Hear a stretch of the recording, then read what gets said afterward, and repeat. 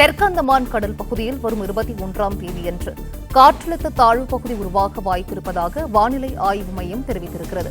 கூடுதல் விவரங்களை செய்தியாளர் மாணிக்கம் வழங்கிட கேட்கலாம். மாணிக்கம், வணக்கம். இது குறித்தான விவரங்கள். வானிலை ஆய்வு மையம் தற்போதைய முன்னறிவிப்புல வங்கக்கடல்ல ஒரு புதிய குறைந்த காற்றழுத்த தாழ்வு பகுதி உருவாவதற்கான சாதகமான வானிலை சூழல் உருவாகி இருப்பதாக அறிவிப்பை வெளியிட்டிருக்கிறாங்க. வரக்கூடிய 21ஆம் தேதி வாக்கில் தெற்கு அந்தமான் கடலோர பகுதிகளில் ஒட்டியிருக்கக்கூடிய வங்கக்கடல் பகுதிகளிலும் ஒரு வளிமண்டல சுழற்சி உருவாகக்கூடும் எனவும், இதன் காரணமாக வரக்கூடிய 23ஆம் தேதி தென்கிழக்கு வங்கக்கடல் பகுதிகளில் ஒரு குறைந்த காற்றழுத்த தாழ்வு பகுதி உருவாகும் என்ற ஒரு அறிவிப்பை அதிகாரப்பூர்வமாக இந்திய வானிலை ஆய்வு மையம் வெளியிட்டிருக்கிறாங்க.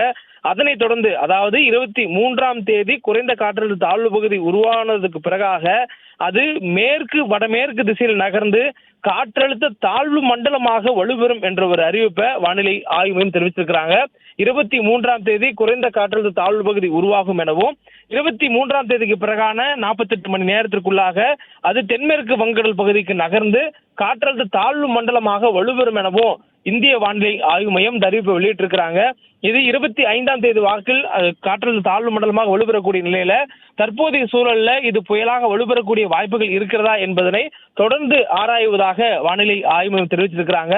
மேலும் இது புயலாக வலுப்பெறும் பட்சத்தில் இதனுடைய நகர்வு, இதனுடைய காற்றினுடைய வேகங்கள் பொறுத்து தமிழகத்திற்கான மழை மற்றும் காற்றினுடைய பாதிப்புகள் இருக்கும் என்ற ஒரு தகவலையும் வானிலை ஆய்வு மையம் தெரிவித்திருக்கிறாங்க. மேலும் இது தீவிரமடைவதற்கான சாத்தியக்கூறு இருக்கிறதா என்பதையும் தொடர்ந்து கண்காணித்து வருவதாக வானிலை ஆய்வு மையம் குறிப்பிட்டிருக்கிறாங்க. இது இந்த வடகிழக்கு பருவமழையை மேலும் தீவிரப்படுத்தக்கூடிய ஒரு காரணியாக அமையும் எனவும், இந்த ஆண்டு ஒரு புயல் சின்னமாக இது உருவாவதற்கான வாய்ப்புகள் இருப்பதாகவும் சொல்லப்பட்டிருக்கிறது. ஒருவேளை இது புயலாக வலுப்பெறும் பட்சத்தில் இதனுடைய நகர்வு வட தமிழக பகுதிகளை நோக்கி இருப்பதற்கான வாய்ப்புகள் இருப்பதாகவும் சொல்லப்பட்டிருக்கிறது. தற்போதைய நிலவரப்படி இது தென்கிழக்கு வங்கக்கடல் பகுதிகளில் 23ஆம் தேதி குறைந்த காற்றழுத்த தாழ்வு பகுதியாக உருவாகக்கூடும்.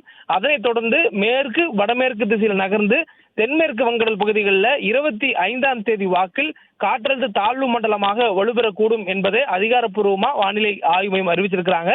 அதனைத் தொடர்ந்து அதனுடைய நகர்வு மற்றும் அதனுடைய வலுப்பெறக்கூடிய வாய்ப்புகளை பின்வரக்கூடிய வானிலை முன்னறிவிப்புகளில் தரவுகள் அடிப்படையில் உறுதி செய்த பின்னாக அறிவிக்கப்படும் என்பதையும் வானிலை ஆய்வு மையம் தெரிவித்திருக்கக்கூடிய நிலையில தகவலாக இது புயலாக வலுப்பெறக்கூடிய வாய்ப்பு இருக்கிறதா என்பதை தொடர்ந்து கண்காணிப்பதாகவும், ஒருவேளை அவ்வாறு இது உருவாகும் பட்சத்தில் அது வட தமிழ்நாட்டை நோக்கி வருவதற்கான வாய்ப்புகள் இருப்பதாகவும் ஒரு தகவலானது சொல்லப்பட்டிருக்கிறது.